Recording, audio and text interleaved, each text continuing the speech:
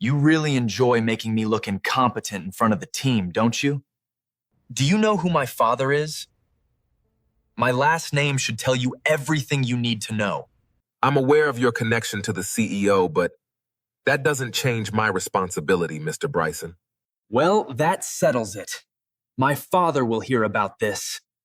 Happy unemployment. Bryson looked at Patrick directly, expecting him to understand that his father's name was the final word. Patrick remained seated, watching Bryson with a steady expression. He let the threat hang in the air. What Bryson didn't know was that by this time tomorrow, Patrick would become the one person Bryson's father couldn't overrule. Before continuing, comment where in the world you are watching from and make sure to subscribe, because tomorrow's story is one you can't miss. The report landed on Patrick's desk at 4:47 on a Thursday afternoon. He read it once, then he read it again. Then he picked up his phone and sent Bryson Hallmark a calm, 2-line message. Come see me before you leave today. There's something in your analysis we need to go over. Bryson arrived 11 minutes later, rolling up his sleeves like a man who'd been interrupted from something more important. He dropped into the chair across from Patrick without being invited to sit. What's up? Patrick turned his monitor so Bryson could see the screen. He kept his voice level and his hands still. Page 4. The competitor revenue projections. These numbers don't match any source I can verify. Not the industry reports, not the public filings, not anything in our internal database. Can you walk me through where these came from? Bryson glanced at the screen. I compiled them. From which sources? Various sources. I'm going to need specifics. This document goes into board prep materials. Every figure needs a citation. Bryson leaned back and crossed his arms. So you're saying my numbers are wrong? I'm saying they aren't sourced. That's a different issue. Board prep documents require verified data. That's firm policy, and it applies to everyone who contributes to them. Right. Bryson nodded slowly, the way people do when they've stopped listening. So you pulled me in here to tell me my work is bad. I pulled you in here privately, so we could fix it together before it goes any further. That's me doing you a favor. Something shifted in Bryson's face. A favor. He said the word like it tasted wrong. You've had it in for me since day one. You know that, right? Every other manager here, they look at my work and they say, great job, keep it up. Then I come to your team and suddenly nothing I do is right. Patrick kept his expression neutral. Other managers may have different standards for intern deliverables. My standard is that data submitted to board materials has to be verified. I'd apply that rule to anyone sitting in that chair. That's not what this is. What do you think this is? You're trying to make me look incompetent. Bryson's voice was getting an edge to it now. Not loud yet, but sharp. You're sitting there with my report, acting like I fabricated something. I put time into that analysis. I understand you put time into it. The issue isn't your effort. It's that the figures on page 4 can't be traced to a real source. That's a factual problem with the document, not a judgment about you personally. You keep saying that. Bryson pointed at the screen. You keep saying it's not about me, but you called me in here. You're going through my work line by line. You're basically telling me I lied. I haven't used that word. You implied it. Bryson. Patrick pulled a printed copy of the firm's data sourcing policy from his desk drawer and placed it flat on the desk between them. He kept his tone even, almost quiet. This is the policy. Section 3, Paragraph 2. Every data point in a board document requires a primary source citation. I didn't write this rule. It was in place before either of us got here. I'm applying it to your submission the same way I'd apply it to anyone on this team. Bryson stared at the paper. Then he looked up. You printed that out. I print it out for every team member when this comes up. It's easier than reading it off a screen. No. Bryson shook his head, and now something uglier was moving behind his eyes. No, you printed that out for this meeting. For me. So you'd have something to put in front of me. so you could sit there and make it look official. He stood up slowly. I know what you're doing. You're building a case. You're documenting this right now, aren't you? I document all feedback conversations. That's standard practice on my team. For interns? For everyone. Bryson laughed. A short, disbelieving sound. Do you know who my father is? Patrick looked at him steadily. He didn't blink. I do, he said, which is exactly why I'm making sure this gets handled correctly before it reaches him. The laugh died. Bryson straightened up to his full height and looked down at Patrick with something that had moved well past frustration, past embarrassment, and landed somewhere that felt a lot like a decision being made. You're going to regret this, Bryson said quietly. Patrick picked up his pen. I'll have the revised policy guidelines emailed to you tonight, he said. Get me the corrected citations by Friday morning. Bryson walked out without another word. Patrick wrote the date and time at the top of his notepad. Then he wrote down everything that had just been said, word for word, as close as he could remember it. He had a feeling he was going to need it. That feeling stayed with him through the weekend. On Monday morning, Patrick arrived at 7:45 as usual, reviewed his team's weekly deliverables, and sent Bryson a follow-up email, professional, documented, time-stamped, asking again for the corrected citations. No response came.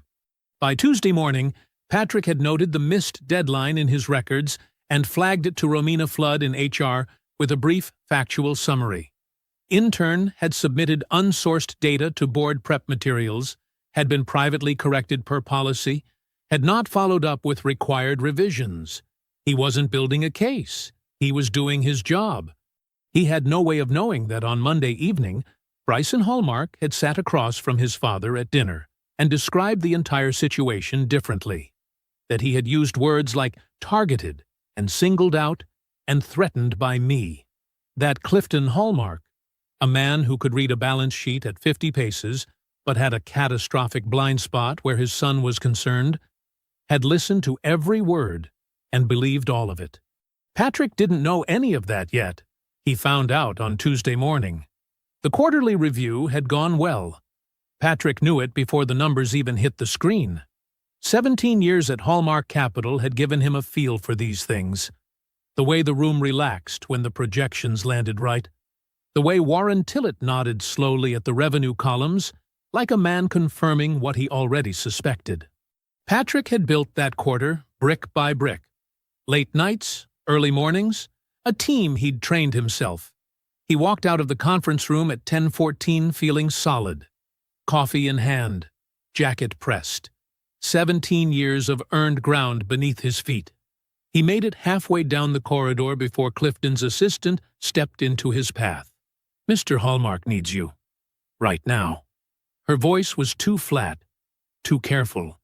Patrick looked past her toward the CEO's office at the end of the hall and saw Romina Flood already standing outside the glass door. HR. Nobody called HR to celebrate a good quarterly review. His stomach dropped, but his face stayed still. 17 years had taught him that, too. The office felt smaller than usual when he walked in.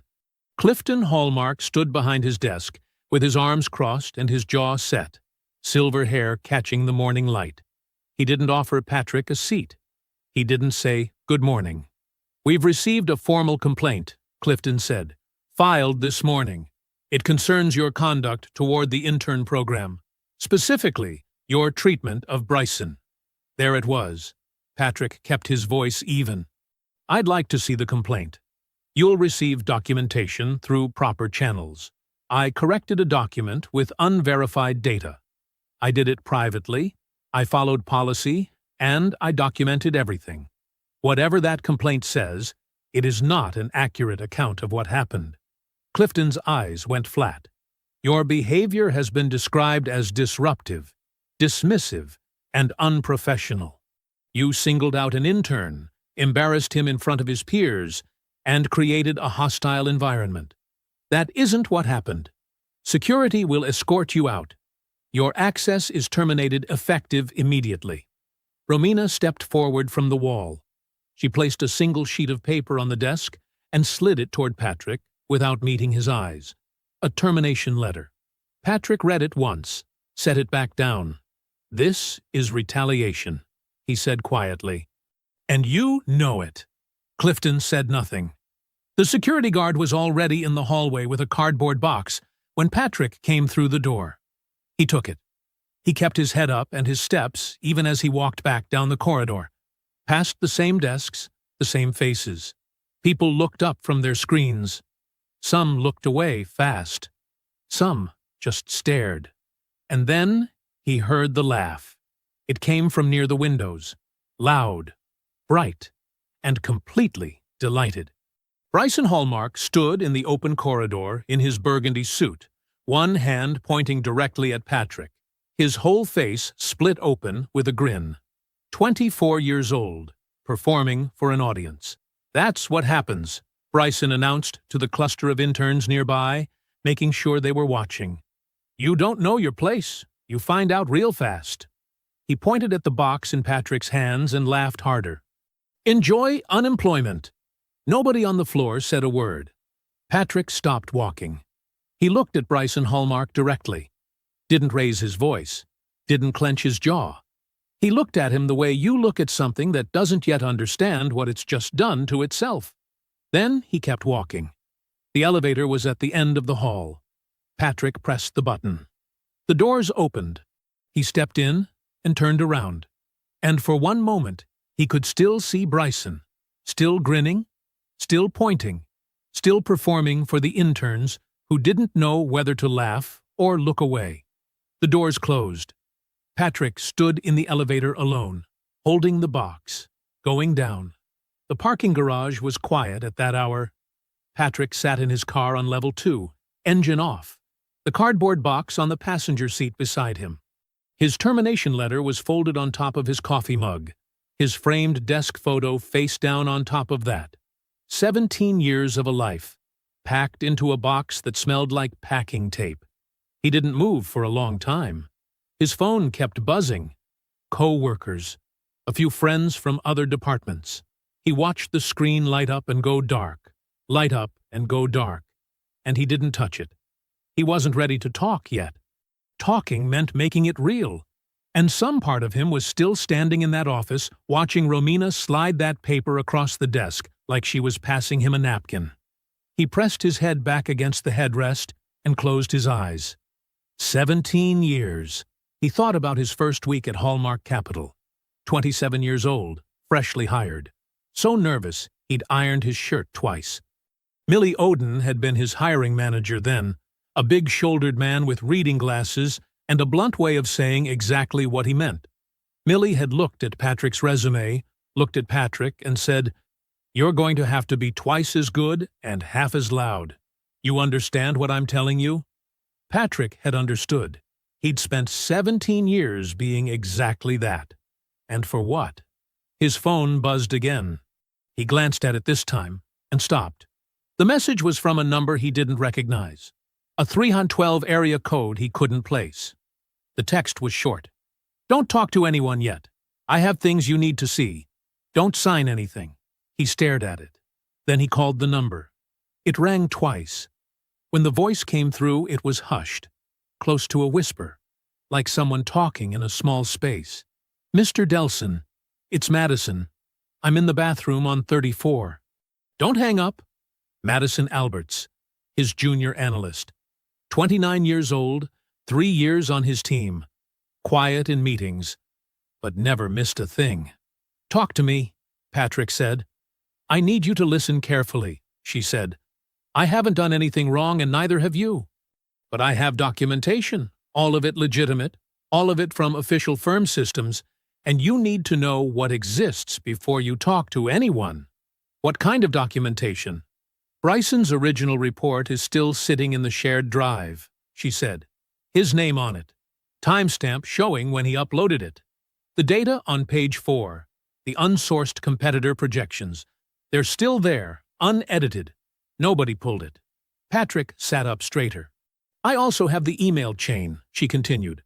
"Your follow-up to him Friday morning, asking for the corrected citations. His non-response. All of it is in the firm's official email system with timestamps. And I have the written feedback form you filed through the intern review portal, the one that goes through HR automatically. You documented the policy violation the same day you spoke to him. That's in the system, too. That's all firm property, Patrick said. They could pull his access and wipe. They can't wipe the email server logs, she said. And the shared drive version history is automatic. Every upload, every edit, every deletion gets logged with a timestamp and a username. Even if someone deletes the file today, the version history record stays. I already did a screen capture of the current file state and the version log and sent it to my personal email before I came to the bathroom. That was smart. That was very smart. There's something else, Madison said. Her voice got quieter. This morning, the hallway, when you were leaving. She paused. 7 people saw what Bryson did. 7.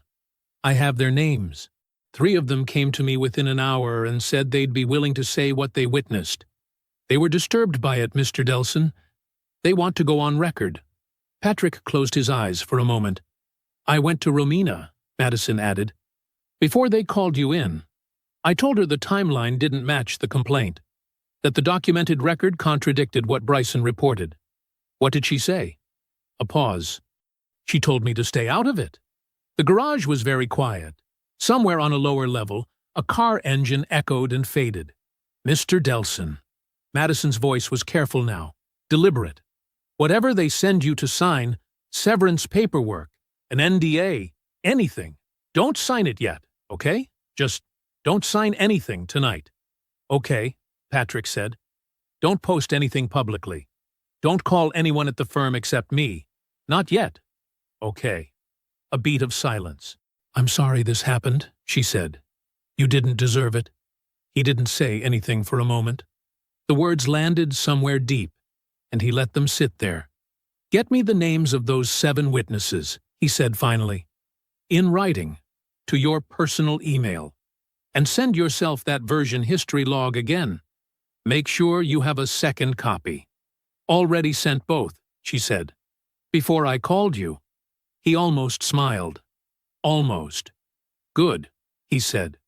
Go back to your desk. Act normal. I'll be in touch. He ended the call and sat in the dark for another minute, the phone warm in his hand. Then he dialed a number he knew by heart. It rang 3 times. Patrick. Millie's voice was deep and steady, the same as it had always been. Talk to me. I need your advice, Patrick said. Tonight, if you can. Come now, Millie said. I'll put food on. Patrick started the car. Millie Oden lived 20 minutes from downtown in a red brick house with a front porch light that was always on. Patrick had been to that porch more times than he could count. For advice, for clarity, for the particular kind of conversation that only happens between a man who has been somewhere and a man who is trying to get there. Millie had hired Patrick at 27, had mentored him through every promotion, had retired 6 years ago with a firm handshake and a warning. The higher you go, the lonelier it gets. Find people worth trusting and hold on to them. Patrick parked at the curb and sat for a moment before going in. The drive had helped. 20 minutes of highway noise and streetlights had moved him from numb to something sharper. Anger, maybe, or focus. With Patrick, the two had always felt similar. He grabbed the box from the passenger seat, then thought better of it, and left it in the car. He wasn't ready to carry it into someone else's house. It felt like surrender. He knocked once. Millie opened the door before the second knock, reading glasses pushed up on his forehead, a dish towel over his shoulder. Come in, he said. No fuss, no dramatic reaction to the look on Patrick's face. Just, come in. They sat at the kitchen table. Millie put a plate in front of Patrick. Rice, chicken, something that smelled like his wife's recipe, even though his wife had been gone 4 years now. Patrick didn't ask. He just ate, because Millie had put it there, and because his body apparently needed it, whether his mind agreed or not. He told the whole story while he ate. The Thursday correction meeting with Bryson, the policy document, Bryson's threat On the way out, the weekend silence. The Monday follow-up email Bryson never answered. The HR flag Patrick filed through proper channels. Then, Tuesday morning, the quarterly review that went perfectly. The assistant intercepting him in the corridor. Romina and her blank face, and that single sheet of paper. Bryson in the hallway. The box. Enjoy unemployment. Millie listened to all of it without interrupting once. He refilled Patrick's water glass halfway through and said nothing. When Patrick finished, Millie took off his reading glasses and set them on the table. "Tell me about Madison," he said. Patrick walked him through the call. The firm's shared drive with Bryson's falsified report still intact. The email chain with timestamps. The intern review portal flag Patrick himself had filed. The 7 witnesses in the hallway. 3 of them already willing to give formal statements. Millie nodded slowly through all of it. "She went to Romina first," Patrick said, "before they called me in. Told her the documented record didn't match the complaint. And Romina told her to stay out of it." "Yes." Millie was quiet for a moment. He looked at the table, then back at Patrick. "Romina knew," he said. It wasn't a question. She had to. Another silence. The kitchen clock ticked. Outside, a car passed slowly down the street. "All right," Millie said. "Here's what I know about situations like this one." He leaned forward, elbows on the table. "Clifton Hallmark didn't just fire you because his son complained. Men like Clifton don't move that fast on a whim. He moved that fast because somewhere in that firm there is something he doesn't want examined. You correcting that intern. That shone a light where Clifton needed it dark. You understand what I'm saying?" Patrick looked at him. "The Division X files." Millie raised an eyebrow. "Bryson's analysis," Patrick said slowly. "The falsified projections. Those numbers weren't random. They were formatted to match the Division X performance reports. I noticed it when I read the document, but I didn't. I didn't follow that thought all the way. Follow it now. Clifton has been positioning Bryson for something in that portfolio. If Bryson's fabricated numbers made it into board prep materials, they could have been used to justify an appointment that wouldn't survive real scrutiny." Patrick sat back. "That's not just nepotism. That's potentially fraudulent representation to the board." Millie said nothing. He just watched Patrick put it together. "I need to call Warren Tillett," Patrick said. "Yes, you do. He'll take my call. 3 years ago, I saved an acquisition deal he'd nearly written off.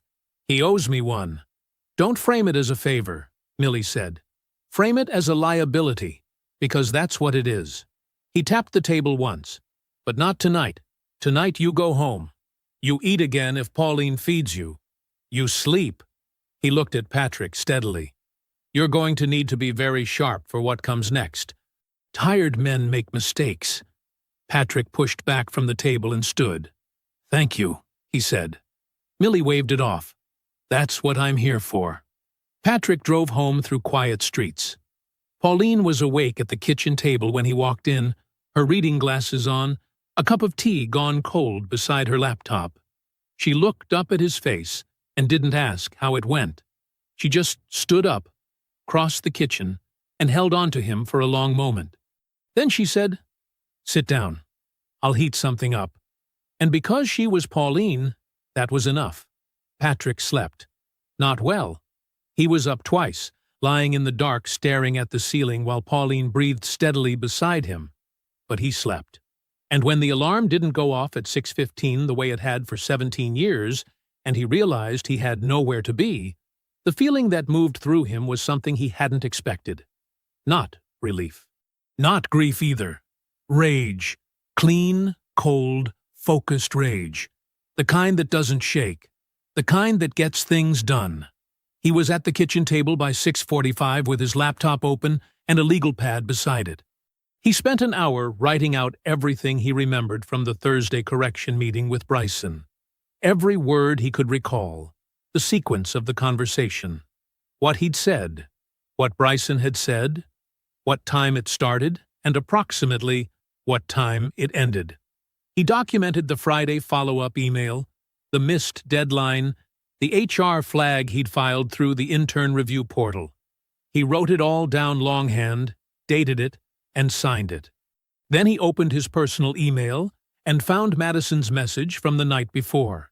She had sent everything, screenshots of the shared drive version history showing Bryson's original upload with the falsified data intact, the complete email chain with server timestamps, and a typed list of 7 witness names with a note beside 3 of them, willing to provide formal statements. Patrick read through it twice. Then he printed everything, stacked it neatly, and put it in a folder. By 7:15, he had his phone in his hand. Warren Tillett answered on the second ring. Not his assistant. Not a voicemail. Tillett himself, with the particular clipped efficiency of a man who had been awake since 5 and expected the same of the world. "Patrick Delson," Tillett said. "I heard what happened yesterday. Then you know why I'm calling." "I'm listening." Patrick didn't lead with the discrimination angle. Millie had been clear about that. Lead with what Tillett cares about most, which is the firm. Lead with fiduciary duty. Lead with liability. He laid it out in order. The intern submission containing unsourced and unverifiable competitor data, formatted in a way that mirrored the Division X performance reports. The private, policy-compliant correction meeting. The documented follow-up. The HR flag filed through official channels the same day.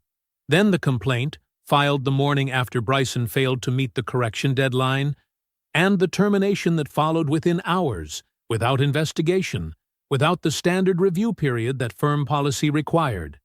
Then he said, "The intern is Bryson Hallmark, Clifton's son." Silence on the line. "I'm emailing you the documentation package right now," Patrick said. While we're on the phone, he heard Tillett open something. A pause, then another, longer pause. "These projections," Tillett said slowly, "on page 4 of the intern submission. They don't exist in any verifiable source. But the format." Tillett's voice had changed, sharper now, more careful. "This formatting matches our internal Division X template. I noticed that when I first read the document." Another silence. This one lasted long enough that Patrick counted it. "Patrick." Tillett's voice was measured, deliberate. "I need you to say nothing publicly. Not to the press, not on any platform, not to anyone inside the firm beyond who already knows. Can you do that?" "Yes. I'm going to make some calls. You'll hear from me by noon." He heard from Tillett at 11:42. The board's general counsel had reviewed the documentation package by 9. By 10, she had flagged it in writing as a severe legal and regulatory exposure. Wrongful termination without standard review period, potential racial discrimination evidenced by the pattern of events, and the deeper concern about the Division X projections and what they implied about Clifton's plans for his son. By 11, Tillett had spoken privately with 4 board members. By noon, Tillett called back and told Patrick the board was convening an emergency governance session that afternoon. 48 hours later, Clifton Hallmark's operational authority was suspended pending a full governance investigation. The board needed someone with executive authority to manage daily operations while the process ran its course. Someone who knew the firm. Someone the general counsel had no objections to. Someone, Tillett said carefully, who had just demonstrated exactly the kind of principled documentation discipline the firm was going to need in the weeks ahead. They wanted Patrick Delson, Interim Chief Operating Officer, effective immediately. Patrick sat at his kitchen table and held the phone against his ear for a moment after Tillett finished speaking. Through the window, the neighbor's kid was shooting hoops in the driveway across the street, the ball bouncing in a steady rhythm against the concrete. He called Pauline at her school. She picked up between classes. "I start tomorrow," he said. "Different title." "How different?" "They need someone to run the company while they investigate my old boss." A pause. Then she laughed. A real, full, unguarded laugh that he hadn't heard in 2 days. "Get your suits pressed," she said. He was already moving toward the closet. Patrick arrived at 7:50 the next morning. not a treat. Not 7:45. 7:50, deliberate, unhurried, exactly the kind of arrival that said he had nowhere else to be and nothing to prove. He wore the charcoal suit, the one Pauline called his serious suit, the one he'd bought for the presentation that saved Warren Tillett's acquisition deal 3 years ago. The security guard at the front desk, the same man who had handed Patrick the cardboard box 48 hours earlier, stood a little straighter when Patrick pushed through the glass doors. "Good morning, Mr. Delson." "Good morning, Justin," Patrick said, and kept walking. Odette Winter was waiting at the elevator bank on the 34th floor. 61 years old, 22 years at Hallmark Capital, the kind of executive assistant who knew where every body was buried and had the good sense never to say so out loud. She had worked for Patrick for 6 of those years, had reorganized his calendar twice, had quietly corrected his meeting prep materials without being asked, and had once, without a word of explanation, placed a printed copy of the firm's harassment policy on Clifton Hallmark's assistant's desk during a particularly tense period 3 years prior. She was holding his coffee, black, 2 sugars, and a leather portfolio with the day's schedule already inside. "I reorganized your calendar," she said, as the elevator opened. "Your 9 o'clock is a department head briefing. I've confirmed all 7 leads. Your 10:30 is a call with outside counsel. Afternoon is blocked for Division X file review." She paused. "I also moved into the outer office of the executive suite this morning. I hope that's all right." "It's more than all right," Patrick said. She nodded once, as if that settled it, and fell into step beside him. The 34th floor watched him walk to the corner suite. Not loudly, not with whispers or pointed stares, just that particular quality of stillness that falls over an open office when something significant is happening, and everyone knows it. Heads lifted from screens. Eyes tracked his path down the corridor. Patrick felt it, and kept his pace steady. He passed the office where he'd been handed his termination letter 48 hours ago. He didn't look at it. The corner suite was Clifton's office, had been Clifton's office for 19 years, with Clifton's mahogany desk, and Clifton's view of the city, and Clifton's name in the directory outside the door. That name had been covered with a temporary placard overnight. It read, P. Delson, Interim COO. Patrick set his briefcase down, hung his jacket, and sat. The view from the corner was different than he'd expected. He'd been in this office dozens of times for meetings, but sitting behind the desk was another thing entirely. The city spread out below in every direction. Glass towers and morning light, and the distant gray line of the lake. He took exactly 5 seconds to look at it. Then he opened the portfolio and got to work. His first 3 official acts took less than 30 minutes. He formally suspended Bryson Hallmark's intern credentials, all system access, all building badge permissions, all network logins. He put the suspension in writing, routed it through outside counsel, and copied the board's general counsel on the notification.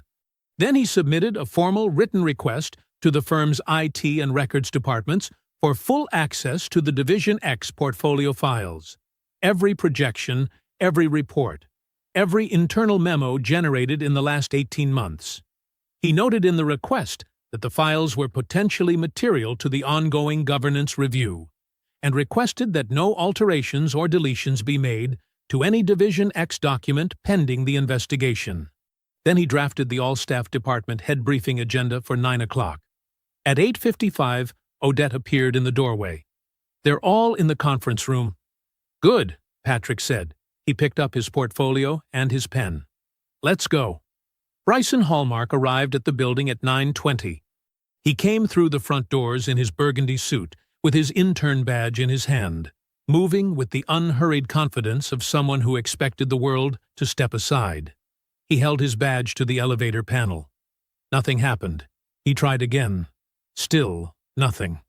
The front desk attendant, a young woman named Carla, who had watched the hallway scene 2 days ago and had not forgotten it, looked up from her monitor. "Mr. Hallmark," she said carefully, "your access credentials have been suspended pending the governance review." You'll need authorization from the interim COO to enter. Bryson stared at her. The interim COO, he repeated. Yes, sir. He stood in the lobby for a long moment, badge still in his hand, the elevator doors sliding open and closed for other people while he processed what he'd just been told. Then he took out his phone and called his father. Clifton picked up on the third ring. Bryson told him what had just happened, his voice climbing with each sentence. When he finished, there was a silence on Clifton's end that lasted long enough to mean something. I'll handle it, Clifton said. But for the first time since this started, Bryson wasn't sure his father actually could. Clifton Hallmark did not go to the office that day. He went to his club instead, a quiet, wood-paneled place on the 42nd floor of a building 4 blocks from Hallmark Capital, the kind of establishment where memberships were inherited, and the staff learned your drink order on the first visit and never forgot it. He sat in a private booth near the window with his phone on the table and a glass of water he hadn't touched, and made calls. He started with Justin Foss. Foss was 63, a board member for 9 years, and one of 3 people on the Hallmark Capital Board, whose consulting arrangements ran directly through a subsidiary that Clifton personally controlled. That arrangement had never been discussed openly. It didn't need to be. Both men understood what it meant. This governance session wasn't properly convened, Clifton said. The quorum requirement for an emergency appointment wasn't met. You know that. I'd need to review the procedural record, Foss said carefully. I need you to raise the objection formally at the next session. Get it on the record that the appointment is procedurally invalid. A pause. I can look into it. Clifton moved on. He called Emery Waverly next, then Howard Bradford. He delivered the same message to each. The quorum argument, the procedural challenge, the suggestion that the emergency session had been rushed through by Tillett, acting on incomplete information.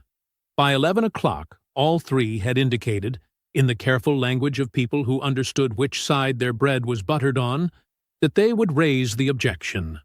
Clifton ordered coffee and stared out at the city.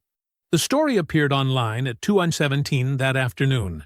It ran in a financial trade publication called Capital Current, a small but widely read outlet that covered mid-market financial firms with the particular relish of a publication that survived on insider tips. The headline was precise and devastating. Hallmark Capital Governance questions mount, as ousted manager takes interim role.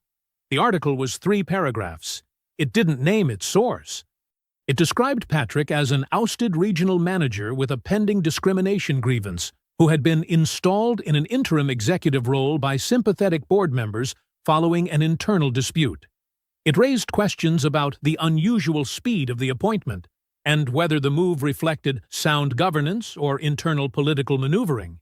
It noted that Clifton Hallmark, the firm's founder and CEO, had been sidelined pending an unspecified review. The framing was surgical. Every word was technically defensible, and the effect was exactly what it was designed to be. It didn't say Patrick was wrong. It said he was questionable. It planted the seed that his presence in that corner office was not earned authority, but political leverage. It repositioned him in the reader's mind from executive to aggrieved activist, from competent to controversial. Patrick read it at his desk at 2:45, between the Division X file review and a call with outside counsel. Odette had printed it and left it on his desk without comment, which was her way of saying, "You need to see this." He read it twice. Then he folded it and put it in his jacket pocket. He would need to remember exactly what was said. And when. Bryson ran a quieter operation, but a nastier one. Without building access, he worked through his phone. Texts to junior staff he'd befriended during the internship, messages to the other interns, a few carefully worded conversations with people on the lower floors who didn't know the full story and were therefore still shapeable. His message was consistent.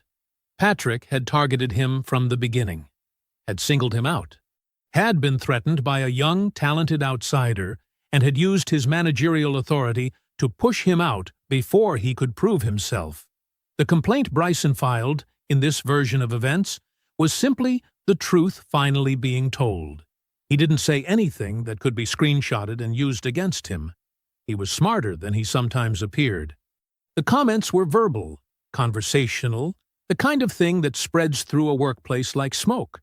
You can smell it everywhere, but you can never quite find the source. By late afternoon, Madison Alberts noticed it. 2 junior analysts had stopped making eye contact with her in the break room. A paralegal who had always said good morning walked past her desk without looking up. Small things. The kind of things that meant the narrative was moving. She typed a brief message to Patrick's new executive email. Bryson is working the floor. Nothing documented yet, just the pattern. Wanted you to know. Patrick read it, typed back 2 words, I see, and returned to the Division X files. He had expected this. What Clifton and Bryson had not yet understood was that Patrick Delson had spent 17 years being underestimated in this building. He was very good at it. The note arrived on a Wednesday morning. Not an email, not a calendar invite through the firm's system. A handwritten note on plain white paper, folded once, delivered by Romina Flood's assistant to Odette's desk at 8:40 a.m. Odette brought it to Patrick without opening it, which told him she already knew something about what it might contain. He unfolded it. I need to speak with you privately, not through firm channels. Today, if possible. R.F. Patrick looked at it for a moment. Then he looked at Odette. Small conference room, he said. 11 o'clock. I want you in the room. Odette nodded and went to make it happen. Romina Flood arrived 3 minutes early. Patrick had seen her in the hallways twice since returning to the building, and both times she had looked away first. Not with hostility, but with the particular avoidance of a person who is carrying something heavy and is afraid of what will happen when they put it down. She was 51 years old and had been head of HR at Hallmark Capital for 8 years. In Patrick's experience, she was neither cruel nor courageous. She was a woman who had spent her career threading the needle between what was right and what was safe, and she had gotten very good at staying on the safe side. She sat across from him at the small conference table. Odette sat to Patrick's left, with a legal pad. Romina looked at Odette, then back at Patrick. She stays, Patrick said quietly. She's here as a witness. Nothing leaves this room without your consent, but I'm not having this conversation without documentation. Romina nodded. She set her hands flat on the table and took a breath. I want to start by saying that what I did, signing that termination letter, was wrong, she said.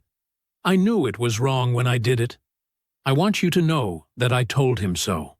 Patrick said nothing. He let her talk. The morning of your termination, before Clifton called you in, I went to his office. Her voice was steady but effortful, the way a voice gets when someone has rehearsed what they're about to say, but is still afraid of saying it. I told him that Bryson's complaint did not meet our threshold for immediate termination. Our policy requires a minimum 3-day investigation period for any complaint involving a manager at your level. I told him we needed to follow that process. What did he say? Romina's jaw tightened slightly. He told me to process the termination as submitted. And you did. He's the CEO, she said. Then, quieter, he was the CEO. What else? Patrick said. He could tell there was more. He'd been reading people for 17 years. Romina reached into the folder she'd brought and removed a single sheet of paper. She slid it across the table toward him. It was a handwritten page, her own handwriting, Patrick could tell, neat and compressed, with a date at the top, the morning of his termination. Below the date were 5 lines of notes, and at the bottom, set apart from the rest and underlined once, was a direct quote. Patrick read it. The optics of Bryson being corrected by someone like Patrick are a problem for this firm's culture. The room was very quiet. Patrick read the line again. He set the paper down on the table and looked at it for a moment longer, and then he looked up at Romina. He said this to you directly. In his office, that morning, at approximately 8:15 a.m. I wrote it down as soon as I left, word for word. She nodded at the paper. The date and time are at the top. That's my handwriting. I kept it at home. Someone like Patrick. 4 words. Clifton Hallmark had stood in his corner office on a Tuesday morning, looked his head of HR in the eye, and said someone like Patrick, and had apparently not paused to consider that Romina might write it down. "Why are you telling me this now?" Patrick said. Romina looked at her hands. "Because Clifton's attorney contacted me last week through back channels. The message was clear. If the investigation goes badly for Clifton, he intends to claim that I processed your termination outside my authority, that I acted unilaterally." She looked up. "He is going to make me the person who fired you without his knowledge." Patrick held her gaze. "And you're not willing to carry that." "I did something wrong," she said. "I'm not willing to carry his wrong on top of mine." Odette had been writing steadily throughout. She signed the bottom of her notes with the date and time and set the pen down. Patrick picked up the page with Romina's handwriting and held it carefully at the edges. The way you hold something you know is important. The way you hold evidence. Someone like Patrick. He slid it into his folder. "Thank you," he said, "for coming forward." Romina stood, gathered her things, and left without another word. When the door closed, Odette looked at the folder in Patrick's hands and said quietly, "He actually said that out loud." "Yes," Patrick said. "He did." He stood up, straightened his jacket, and walked back to the corner office. He had a board hearing to prepare for. The boardroom at Hallmark Capital sat on the 35th floor. It was a long, serious room. 12 leather chairs around an oval table, a wall of windows on the north side, the firm's founding charter framed on the south wall beside a portrait of Clifton Hallmark that had been painted sometime in the early 2000s, when he was thinner and more optimistic. Patrick had presented in this room 40, maybe 50 times. He knew which chair squeaked, which window let in a draft in winter, which board members needed the font larger on their printed materials. He had never sat at the head of the table before.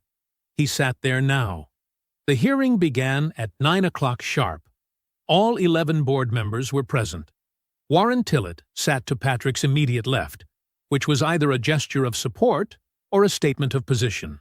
Probably both. Clifton's 3 allies, Justin Foss, Emery Waverly, and Howard Bradford, sat together on the far side of the table, which was either coincidence or a declaration, also probably both. Patrick's attorney, a measured woman named Constance Aberley, who spoke in complete sentences and never raised her voice, sat to his right. Odette and Madison were positioned along the wall behind him, not at the table but present, visible, and documented. Clifton was not in the room. His personal attorney, a silver-haired man named Desmond Ray, sat in the observer's chair along the wall and watched everything with the careful stillness of a man being paid by the hour. Patrick opened his folder and began. He presented the evidence in sequence, no drama, no speeches, just the documented record, laid out in chronological order, piece by piece. First, Bryson's original market analysis, retrieved from the firm's shared drive version history. Patrick walked the board through page 4, the competitor revenue projections that matched no verifiable source in any industry database, public filing, or internal record. He showed them the upload timestamp, the username, the unedited file exactly as Bryson had submitted it. Second, Patrick's own written correction, sent to Bryson privately the same day via the firm's internal messaging system, explaining the policy violation and requesting corrected citations by Friday morning. Time-stamped, professional, documented. Third, the email chain. Patrick's Friday morning follow-up. Bryson's non-response. The missed deadline logged in the firm's system. Fourth, the intern performance flag Patrick had filed through the official HR portal the same day as the correction meeting. Before the complaint, before the termination, before any of it, the flag documented the policy violation through proper channels, exactly as firm policy required. Fifth, the list of 7 eyewitnesses to Bryson's hallway conduct on the morning of the termination. 3 signed formal statements, obtained by Madison through the firm's official witness statement process, describing in consistent detail what Bryson said and how he said it. 6th, Romina's page. Patrick placed it on the table and read it aloud. He read the date, the time, and then the underlined line at the bottom. The optics of Bryson being corrected by someone like Patrick are a problem for this firm's culture. The room changed when he read that line. Not loudly. It wasn't a gasp or a murmur. It was the quality of silence that shifts. The kind that means something has landed somewhere it cannot be taken back from. Geraldine Adam, sitting 4 chairs down on the left side, closed her eyes for a moment. Howard Bradford, one of Clifton's 3 allies, looked at the table. Constance Aberley then presented the Division X materials. This was where the room went from uncomfortable to alarmed. The Division X files, 18 months of internal portfolio projections, showed a clear pattern. Falsified performance metrics, formatted to make a struggling division look viable. Internal memos, traced through document metadata to Clifton's office, positioning Bryson for an oversight role in that division. And, at the center of it, if those metrics had made it into board reporting materials, Hallmark Capital would have been presenting materially inaccurate data to its investors. That was not an HR problem. That was an SEC problem. Justin Foss had gone very still. Emery Waverly was whispering to the attorney beside her. Howard Bradford had stopped looking at the table and was now staring at the middle distance with the expression of a man recalculating several things at once. Tillett called a recess at 11:20. Patrick was standing at the window in the corridor when Geraldine Adam found him. 11 years on the board. Silver hair, sharp eyes, the kind of woman who had survived a long time in rooms that weren't built for her and had developed very accurate instincts as a result. She stood beside him at the window and looked out at the city. 2 of Clifton's 3 are ready to move, she said quietly. Not because they want to. Because they don't have a choice. She paused. The vote will happen tomorrow morning. You should be prepared. Patrick looked out at the city. The morning light was flat and bright across the glass towers. I'll be ready, he said. Geraldine nodded once and walked back toward the boardroom. Patrick stood at the window a moment longer. Then he took out his phone and called Pauline. It looks like it's almost over, he said. A beat of silence. Then her voice, warm and steady. Come home and sleep. You've earned it. For the first time in days, he believed her. Patrick was home by 7. Pauline had made dinner. The real kind, not the reheated kind. And they sat at the table together for the first time in what felt like weeks. She asked him to tell her how the hearing went, and he did, all of it, from the moment he sat at the head of the table to Geraldine Adam finding him at the corridor window. Pauline listened the way she always listened, completely, without interrupting, her fork set down after the first few minutes because she wasn't eating anymore, just hearing him. When he finished, she said, Geraldine Adam. She's been on that board 11 years. Yes. And she came to you. Yes. Pauline picked her fork back up. Then it's done, she said simply, the way she said things when she had decided they were true. They cleaned up together. Patrick was in bed by 9:30, earlier than he'd slept in years, and for the first time since the parking garage, the ceiling didn't keep him awake. He was deeply asleep when his phone rang. The screen said 11:47 p.m. The name said Warren Tillett. Patrick was upright before the second ring. The fog of sleep gone instantly the way it goes when your body understands, before your mind does, that something is wrong. Tillett, he said. Patrick. Tillett's voice was controlled, but underneath the control was something Patrick had never heard from him before. Something close to dread. I need to tell you something, and I need you to stay calm while I do. Go ahead. Outside counsel received a document package 2 hours ago. Anonymous submission. It contains a series of emails, apparently sent from your work account, spanning the past 11 months.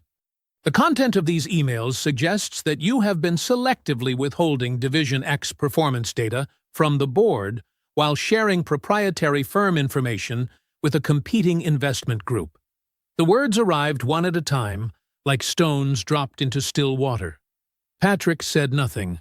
The emails are detailed, Tillett continued. They reference specific meetings, specific data sets, specific dates. They're written in a style consistent with your professional communication. Our outside counsel reviewed them at 10 o'clock tonight and determined that she is legally obligated to halt the governance hearing pending a full review of the new materials. They're fabricated, Patrick said. I believe you. Warren, I believe you, Patrick. But I am not the one who needs to be convinced right now. Outside counsel has a legal obligation. The hearing is paused. That is where we are tonight. Patrick stood up from the bed and walked to the window. The street below was empty and quiet, orange under the street lights. Pauline was sitting up behind him, watching his back, reading the situation from the set of his shoulders. How sophisticated are they? Patrick said. Sophisticated enough that they went to outside counsel at 10 at night instead of waiting until morning, Tillett said. They replicate your writing patterns. They reference real meetings and accurate internal data points. The timestamps appear authentic at first examination. A pause. Someone put time into this. Someone with access to my writing style and enough internal data to make the details credible. Yes, that's a short list of people, Warren. Tillett said nothing, which meant he had already thought about that. What happens tomorrow? Patrick said. The governance vote is postponed pending review of the new materials. Outside counsel will determine the scope and timeline of the review in the morning. Another pause. I want to be direct with you. Clifton's 3 allies now have procedural cover to delay the vote indefinitely while this is reviewed. Every day the vote is delayed is a day Clifton's people are working the situation. After he hung up, Patrick stood at the window a moment longer. Then his phone buzzed with a news alert. One outlet. Then, 2 minutes later, a second one. Both running variations of the same story. Hallmark Capital interim COO, under investigation for potential data breach and breach of fiduciary duty. The language was precise. The timing, midnight, the same night as the document submission to outside counsel, was not a coincidence. Someone had fed both outlets the story before the documents were even fully reviewed. Then his phone buzzed one more time. A social media notification. Bryson Hallmark's public account. A single post. 3 words with a period at the end. Funny how things come around. Patrick turned his phone face down on the windowsill. Pauline appeared beside him. She didn't offer comfort yet. She looked at his face, then out the window, then back at him. And then she asked the only question that mattered. Who built those emails? She said quietly. And how did they do it? Patrick looked at her. The question cut through everything, through the anger and the exhaustion and the vertigo of watching the ground disappear again. It was the right question. Not why and not what now, but how. Because how had an answer. And answers could be found. I don't know yet, he said. But I'm going to. Patrick was at the kitchen table at 5 a.m. He hadn't gone back to sleep. After Pauline's question, they had sat together at the window for a while, talking through what they knew and what they didn't, and then Pauline had gone back to bed because she had a school to run in the morning, and she was the kind of woman who understood that falling apart was a luxury neither of them could afford. Patrick had tried to follow her. He'd lain in the dark for 40 minutes, staring at the ceiling, his mind moving too fast for sleep to catch it. So he got up. He made coffee, opened his legal pad, and wrote Pauline's question at the top of a fresh page. Who built those emails? And how? He stared at it for a while. Then he started writing underneath it. Everything he knew about the fabricated emails, in order. What Tillett had described. The sophistication of the construction. The accurate internal references. The writing style. The timestamps that had fooled outside counsel at first examination. The timing of the news stories fed to 2 outlets simultaneously before the documents had even been fully reviewed. By the time he finished writing, his coffee was cold. He read back through what he'd written. Then he picked up his phone and called Millie. Millie answered on the second ring. It was 5:32 a.m. Patrick hadn't considered until that moment that Millie was 67 years old and might be asleep. "I've been up since 4, Millie said, before Patrick could apologize. "I saw the news alerts. Talk to me." Patrick walked him through everything till it had said. The document package, the midnight submission to outside counsel, the postponed vote, the news stories.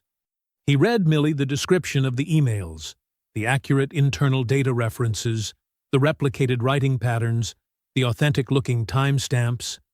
Millie was quiet for a moment. "I've seen this before," he said. "Not at Hallmark. Years before. A firm in Cincinnati. Mid-90s. A VP tried to use fabricated internal memos to frame a colleague during an acquisition dispute." He paused. "You know what brought him down?" "The IT logs," Patrick said. A beat of silence. "You already know where this is going," Millie said. "I know that email metadata can be falsified at the surface level. But the server-side authentication logs, the records of which credentials were active, at which terminal, at what exact time, those are written into the infrastructure itself. You can't alter them without leaving a different kind of trail." "That's right," Millie said. "Email fabrication is a surface job. It can fool a lawyer reading a printout. It cannot fool a forensic IT audit of the actual server infrastructure. The routing headers, the authentication records, the workstation logs, those exist in layers that a regular user cannot touch." He paused. "But here's what matters. You need to get to your IT infrastructure director before Clifton's people do. Once someone with the right access starts selectively pulling server logs, the chain of custody gets complicated." "Clifton has been suspended from operational authority," Patrick said. "He shouldn't have access to—" "Shouldn't," Millie said, and let the word sit there. Patrick understood. Suspended from operational authority meant Clifton couldn't make business decisions. It didn't mean his relationships inside the firm had evaporated overnight. Men like Clifton had loyalties everywhere, built over 19 years. Loyalties that didn't require an official title to activate. "I need someone in IT who is completely outside Clifton's network," Patrick said. "Do you have someone like that?" Patrick thought for a moment. Then he thought about Madison, and remembered something she had mentioned during her first week on his team, 3 years ago, in a casual conversation about her career path before analysis. She had spent 3 years in IT security before moving to finance. She had mentioned once a name. He ended the call with Millie and immediately dialed Madison. She answered on the first ring. She had seen the news alerts, too. "I need you to think back," Patrick said. "Your time in IT security. Do you still have a relationship with anyone in the firm's infrastructure department? Someone senior? Someone who operates independently?" A pause. "Jonathan Brown," she said. "Senior systems administrator. He's been here 12 years. He doesn't report to any executive. His oversight runs directly through outside counsel and the board's audit committee. He's the most politically independent person in the building." Another pause. "And he is extremely particular about the integrity of the firm's systems. If someone used those systems to fabricate evidence, that's going to make him angry on a professional level. Can you reach him directly?" "Give me 10 minutes." She called back in 8. Jonathan Brown had agreed to begin a full authentication audit of the disputed emails immediately, under the formal authority of outside counsel, before the business day began. Patrick set his phone down and looked at the legal pad. At the question Pauline had asked at midnight: who built those emails and how? By morning, they were going to have an answer. Jonathan Brown did not look like a man who would save Patrick Delson's career. He was slight and quiet, somewhere in his mid-40s, with close-cropped hair and the kind of careful stillness that belongs to people who spend most of their working hours paying attention to things other people don't notice. He wore the same thing every day: dark slacks, a gray button-down, no tie, and he spoke in complete sentences at a pace that suggested he had never in his life said anything he didn't mean. Patrick had interacted with him maybe 4 times in 17 years. Brief, functional exchanges about system access and data permissions. Jonathan was not a man who attended firm social events or lingered in the break room. He existed in the infrastructure of Hallmark Capital the way a load-bearing wall exists in a building. Essential, unnoticed, and absolutely not to be interfered with. Madison had reached him at 6:15 a.m. By 6:45, he was at his workstation on the 32nd floor with his access credentials open and his authentication audit software running. He had not needed to be persuaded. Madison had explained the situation in 2 minutes, and Jonathan had said, in a voice that was almost completely flat, "Someone used this firm's infrastructure to fabricate evidence. That is a problem I would like to address." Patrick arrived at the building at 7:30 and went directly to the 32nd floor. Jonathan did not look up when Patrick entered. He was already deep in the server logs, 3 monitors running different views of the same authentication data, his fingers moving across the keyboard in short, precise bursts. A 4th monitor displayed a timeline visualization Patrick didn't fully understand, but which appeared to map network activity against timestamps. "Sit," Jonathan said, without looking up. "I'll explain what I'm seeing when I have something to explain." Patrick sat. He had brought coffee for both of them. Jonathan's went untouched. Madison arrived 8 minutes later and positioned herself to Jonathan's left, close enough to follow the screens. She and Jonathan exchanged a brief nod, the nod of 2 people who speak the same technical language and have dispensed with small talk as a matter of shared principle. The room was quiet except for keyboard clicks and the low hum of the server cooling system. Patrick waited. At 8:14, Jonathan stopped typing. He leaned back in his chair, looked at his center monitor for a long moment, and then turned to face Patrick for the first time since he'd arrived. "The emails are fabricated," he said. "I can prove it." He turned back to the screen and walked Patrick through it in methodical order, the way a man explains something he finds both technically interesting and personally offensive. The disputed emails, all 17 of them spanning 11 months, showed normal surface metadata when viewed in a standard email client. Sender address, timestamps, subject lines, message threading. All of it appeared consistent with Patrick's genuine email history. But the server-side authentication logs told a different story. Every genuine email sent from Patrick's account over the past 3 years showed a consistent authentication signature, the same device credentials, the same network access pattern, the same login sequence that Patrick used every morning when he arrived at his desk. Routine, repetitive, unmistakable. The 17 disputed emails showed a completely different authentication signature. They were generated from a single session. Not Patrick's regular workstation, not his laptop, not any device registered to his credentials in the firm's system. They came from a guest terminal, a shared access workstation on the 34th floor's executive suite corridor, logged in under a separate set of credentials that had been used to access Patrick's email account without authorization. "Someone logged into a guest terminal," Jonathan said, "accessed your email account from that terminal and generated these messages from there. They knew enough about email formatting to make the surface metadata look right. They did not know, or did not consider, that the server authentication logs record not just what was sent, but from where, from which device, and under which credential set." He paused. "Those logs cannot be altered retroactively. They are written directly into the server infrastructure." "Whose credentials were used to access the terminal?" Patrick said. Jonathan looked at him steadily. "Bryson Hallmark's intern login." The room was very still.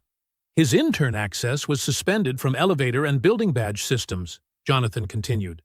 "But the network credential suspension was processed separately, and there was a 72-hour gap in the deactivation sequence. His login was still technically active in the network system when these emails were generated." He turned back to the screen. "The guest terminal also falls within the coverage zone of the executive suite corridor camera system." Patrick looked at Madison. She was already looking at him. "I need outside counsel on the phone," Patrick said. "Right now." Jonathan was already reaching for his own phone. "I contacted them at 8 o'clock, he said. "They're on their way up." Outside counsel arrived on the 32nd floor at 8:31 a.m. Her name was Constance Aberley, and she moved through the door with the particular efficiency of a woman who had received an early morning call from a systems administrator and had immediately understood that her morning had changed. She was followed by 2 associates carrying laptops, and behind them, Warren Tillett, who had apparently decided that whatever Jonathan Brown had found was important enough to see in person. Jonathan presented his findings the same way he'd presented them to Patrick. Methodically, without drama, in complete sentences. He walked Constance through the authentication logs, the device signature discrepancy, the guest terminal access, and the credential identification. He put the timeline visualization on the largest monitor so everyone in the room could follow it. Constance listened without interrupting. Her associates typed steadily beside her. When Jonathan finished, she asked 4 precise questions. He answered all 4 without hesitation. She asked him to generate a formal forensic report documenting the methodology and findings suitable for submission to the board and, if necessary, to law enforcement. "I began drafting it at 7:30, Jonathan said, and turned his 4th monitor to show her the document already in progress. Constance looked at it for a moment. Then she looked at Patrick. "We need the security footage from the executive suite corridor camera," she said. "Specifically, the coverage zone over the guest terminal workstation, for the timestamp window identified in the authentication logs." "I've already submitted the request to building security," Jonathan said. "The footage will be available within the hour." Warren Tillett, who had said nothing since entering the room, spoke for the first time. "Get me the footage the moment it arrives." The footage arrived at 9:44. It was clear. The camera angle was direct, positioned to cover the corridor and the guest terminal workstation as a security measure for the executive suite. The timestamp in the corner of the footage matched the authentication log window Jonathan had identified to within 40 seconds. The figure at the terminal was Bryson Hallmark. He was in his burgundy suit, the same suit, Patrick noted, that he wore to the office almost every day, as if it were a uniform. He sat at the guest terminal with his back partially to the camera, but his profile visible, his face angled toward the screen. He worked at the terminal for 22 minutes. The timestamp matched the window in which the 17 fabricated emails had been generated and sent.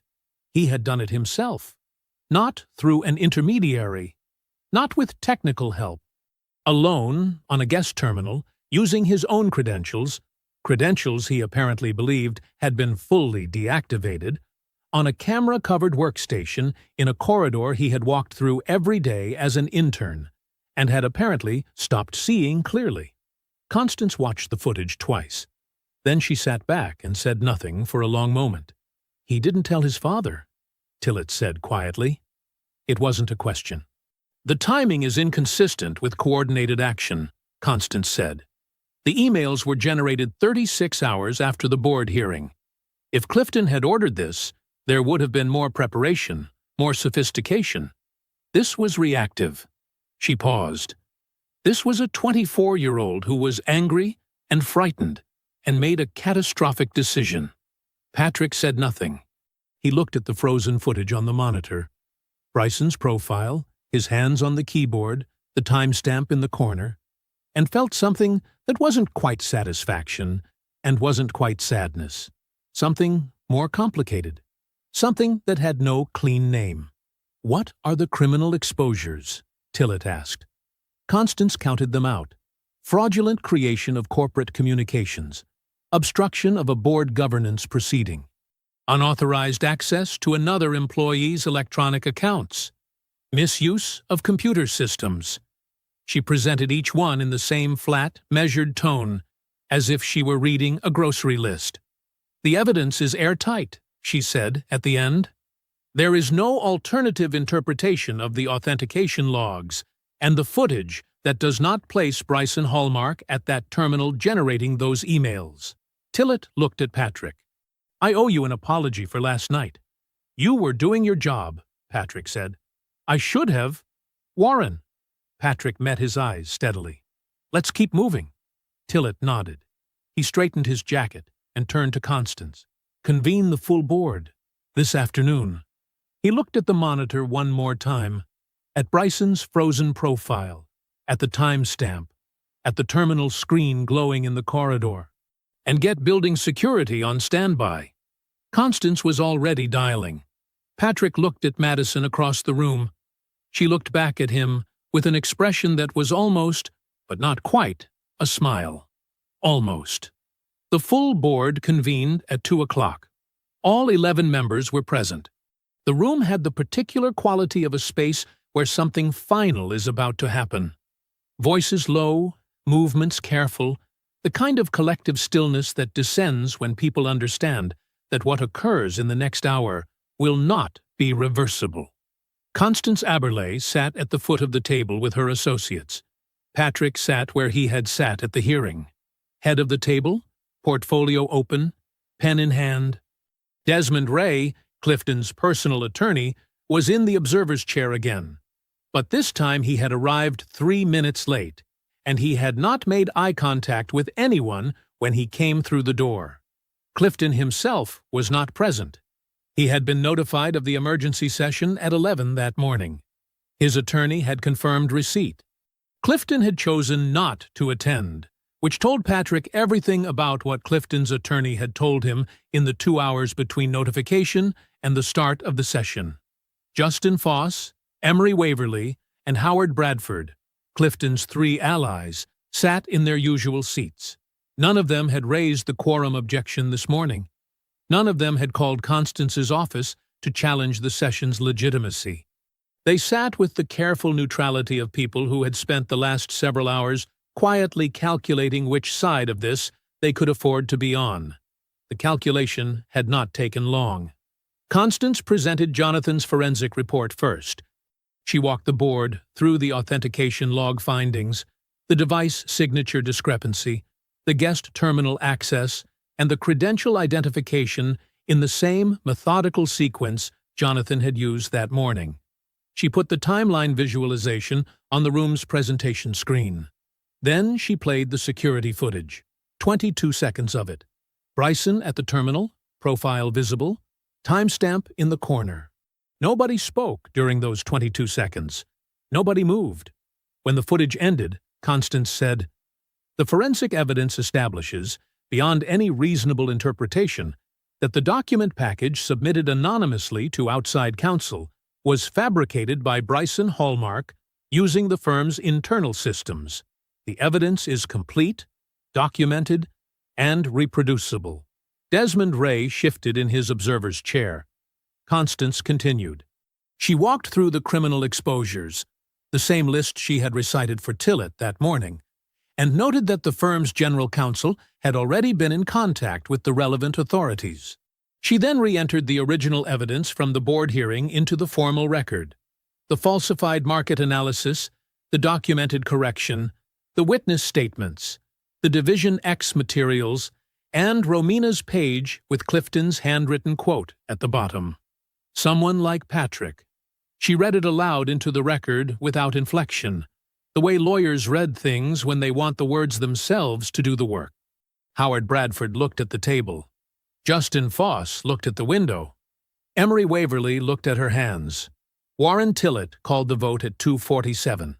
The motion before the board is the permanent removal of Clifton Hallmark as Chief Executive Officer of Hallmark Capital, effective immediately. He looked down the table. Both sides of it. Justin Foss said, "Aye." Emery Waverly said, "Aye." Howard Bradford said, "Aye." The remaining 8 members voted in sequence, each one clean and clear. When the last vote was recorded, Constance's associate noted it in the formal minutes. 11-0. Tillett set his pen down. "The motion carries," he said. Clifton Hallmark is removed from the position of Chief Executive Officer, effective as of this moment. Building security was already on the floor when Bryson arrived at the building at 3:15. He had apparently spent the morning away from the building. His phone activity, reviewed later, suggested he had been at his father's private club, waiting for news that the board session had collapsed the way his father had told him it would. When the news didn't come, he had driven to the building himself. He came through the front doors in his burgundy suit, with the particular forward momentum of someone who still believed, despite all available evidence, that things were going to go his way. Two members of building security met him at the lobby entrance. They were professional and quiet about it. They explained that he was being escorted from the premises and that he should expect to be contacted by outside counsel regarding the forensic findings. They did not raise their voices. They did not need to. Bryson stood in the lobby and looked at them for a moment. Really looked. The way you look when a reality you have refused to accept finally arrives in a form you cannot argue with. He walked out the way he came in. Through the front doors, past the security desk, onto the street. The same street Patrick had walked out onto 4 days ago, carrying a cardboard box, with Bryson's laughter still in his ears. Several staff members watched from the lobby windows. Nobody laughed. On the 35th floor, Odette Winter read the formal board announcement at her desk. She took off her reading glasses, set them down, pressed her hands flat on the desk, and closed her eyes for exactly 10 seconds. Then she put her glasses back on and pulled up the next item on the schedule. The building was quieter than usual the following morning. Not empty, Hallmark Capital did not stop running because its founder had been removed, but quieter in the way a room gets quieter after something loud has finally stopped. People moved through the corridors with a kind of careful attentiveness, the way people move when they are still processing something and haven't yet decided how to feel about it publicly. Patrick arrived at 7:50, same as every morning since his return. The security guard held the door. Odette had the coffee ready. The corner suite was exactly as he had left it the night before. Legal pads stacked, folders organized, the city spread out behind the glass in the early morning light. He sat down and opened his portfolio. At 8:15, Odette appeared in the doorway. "Warren Tillett is here," she said.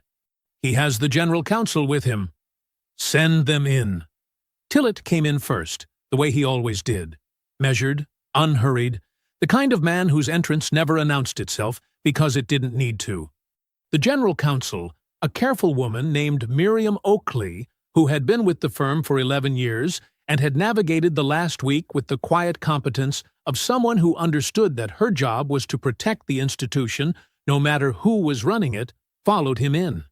They sat across from Patrick's desk. Odette closed the door behind them and positioned herself in the chair along the wall, legal pad open, pen ready. Patrick had not needed to ask her to stay. She already knew. Tillett did not ease into it. "I want to start with an apology," he said. "A formal one, on behalf of this board. What happened to you last week? The termination, the manner of it, the speed of it, the complete absence of any proper investigation, was wrong. It should not have happened. This board should have caught it before it reached the point it reached, and we did not." He held Patrick's gaze. "I am sorry for that." Patrick nodded once. He accepted it without adding to it, which was the only dignified way to accept an apology from a man like Warren Tillett. "Now," Tillett said, "let me tell you what the board has authorized." Miriam Oakley opened her folder and walked through it in order. First, a complete and formal public exoneration. A written statement distributed to all staff by end of business today and released to the financial press simultaneously, explicitly clearing Patrick's name of every allegation made in Bryson's original complaint and every accusation implied by the fabricated email incident. The statement would name the allegations, address them factually, and confirm their falsity on the record. No corporate language softening. No passive constructions. Clear, direct, and permanent. Second, full back pay for the period of wrongful termination. Every day from the morning he walked out with the box to the morning he walked back in as interim COO. Calculated at his regional manager salary, paid within 5 business days. Third, The firm's legal team was authorized and directed to negotiate a formal settlement of Patrick's racial discrimination claim, the claim arising from Romina's documented note and the pattern of events surrounding the termination. The board would not contest it. Miriam said this plainly, without euphemism. We will not fight this. We will settle it fairly and promptly. Patrick kept his expression neutral. Inside, something that had been held very tight for a very long time began, slowly, to release. Then Tillett leaned forward slightly. The board wants to make you a permanent offer, he said. Not interim. Permanent. He paused. We want to create the position of Chief Operating Officer at Hallmark Capital. It has never existed here as a formal role. We want you to be the first person to hold it. He let that sit for a moment. Full executive authority over firm operations. An equity stake.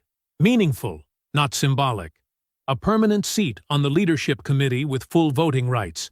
And a compensation package set at 40% above your prior salary as regional manager. Tillett folded his hands on the desk. The role is yours to define.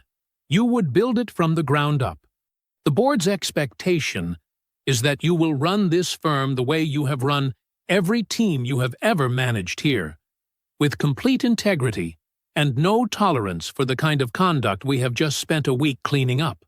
He sat back. We'd like you to stay, Patrick. Permanently. The room was quiet. Patrick sat with it for a moment. He did not answer immediately, because the answer deserved more than immediacy.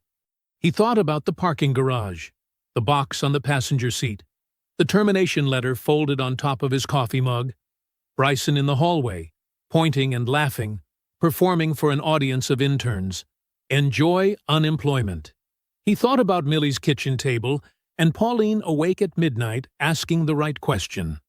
He thought about Madison on a burner phone in a bathroom stall, and Jonathan Brown at his workstation at 6:45 in the morning, personally offended by what someone had done to his infrastructure. He thought about his mother, who had cleaned office buildings in this city so that he could one day work in one. Yes, Patrick said. Miriam slid the offer letter across the desk. It was a single page, clean and direct, with a signature line at the bottom. Patrick picked up his pen, the same steady, unhurried motion he used for everything, and signed his name. Tillett extended his hand across the desk.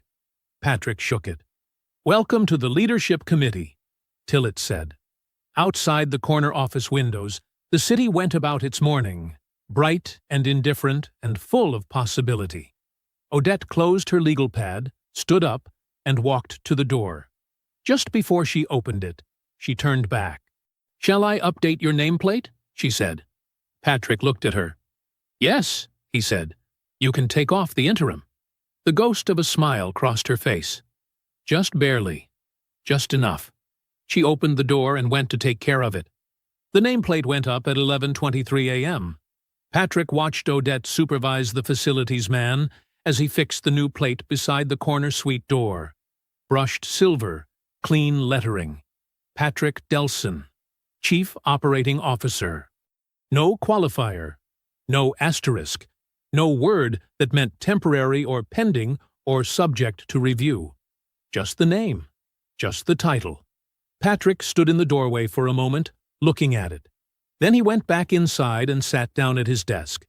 His first 2 official acts as permanent COO took 11 minutes. The first was a formal commendation entered into Madison Alberts's personnel file. A written record, signed by Patrick and countersigned by Miriam Oakley, documenting Madison's role in preserving the evidentiary record that had made the entire case possible.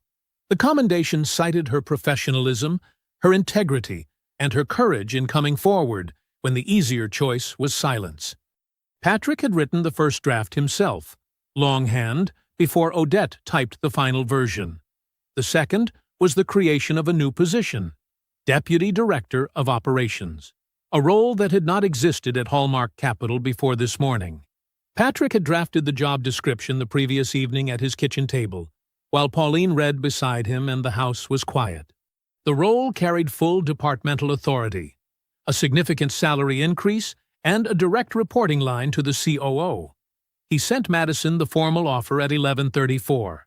She appeared in his doorway at 11:41, holding her phone, looking at him with an expression that was trying very hard to stay composed and not entirely succeeding. "This is real?" she said. "It's in the system," Patrick said. Miriam countersigned it 20 minutes ago.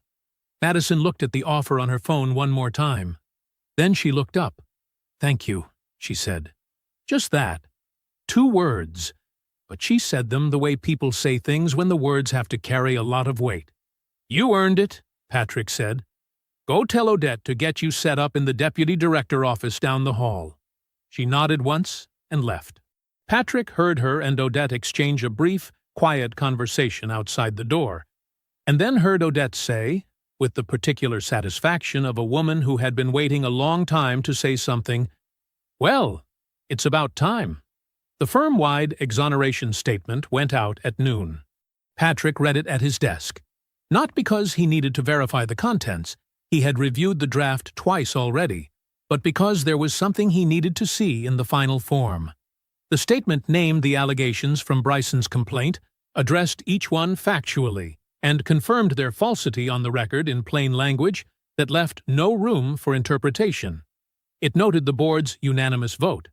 It confirmed Patrick's permanent appointment. He read it once, folded the printed copy, and put it in his desk drawer. At 12:15, Millie Oden called. "I saw the announcement," Millie said. His voice had the particular warmth of a man who has been right about something for a very long time. "Chief Operating Officer, first person to hold that title at Hallmark Capital." A pause. "Your mother would have something to say about this." Patrick leaned back in his chair. "She would have told me I should have asked for 50% above." Millie laughed, a real, full laugh that filled the phone. "She would have been right," he said. "She usually was." They talked for 10 minutes, not about the case, not about Clifton or Bryson or the board, about other things, about Millie's garden, which was giving him trouble this year, about Pauline's school and the grant she'd been chasing for 18 months, about ordinary things, the kind that fill a life and make it worth protecting. When they said goodbye, Patrick sat quietly for a moment. He stayed late that evening. Not because there was a crisis, not because he was behind, simply because the work was his now, fully, permanently, without condition. And there was a particular satisfaction in sitting inside that fact and letting it settle. At 7:30, he began shutting down for the night. He straightened the legal pads, closed the folders, aligned the pen with the edge of the notepad the way he always had. He stood and lifted his briefcase from the floor beside the desk. Then he looked at the photograph Odette had placed on the corner of his desk that afternoon. Brought from home, his own choice, the one he'd mentioned to her without quite asking. His mother, standing in front of the Baltimore row house where he had grown up. She was wearing her work uniform, the light blue shirt with the cleaning company's logo on the chest, and she was squinting slightly into the sun, and she was smiling the smile of a woman who worked 2 jobs and raised a son alone, and did not consider either of these things remarkable. Patrick looked at the photograph for a long moment. Then his phone buzzed, an unknown number. The message was 3 words, followed by a period. Was it worth it? Patrick read it once. He stood at his desk in the quiet corner office, the city glowing gold and blue through the floor-to-ceiling glass behind him. The same city his mother had cleaned buildings in so that he could stand where he was standing right now. He put the phone in his pocket without replying. Some questions answered themselves. He picked up his briefcase, walked to the door, and turned off the light. The corridor outside was empty and clean, the overnight cleaning crew not yet arrived, the building holding its breath between one day and the next. Patrick walked to the elevator, pressed the button. The doors opened. He stepped in, turned to face forward, and watched the doors close on the corner office. On the nameplate, on the city view, on 17 years of earning ground that was finally, completely, and permanently his. The elevator moved. This time, he was going up. If you enjoyed the story, leave a like to support my channel, and subscribe so that you do not miss out on the next one. On the screen, I have picked 2 special stories just for you. Have a wonderful day.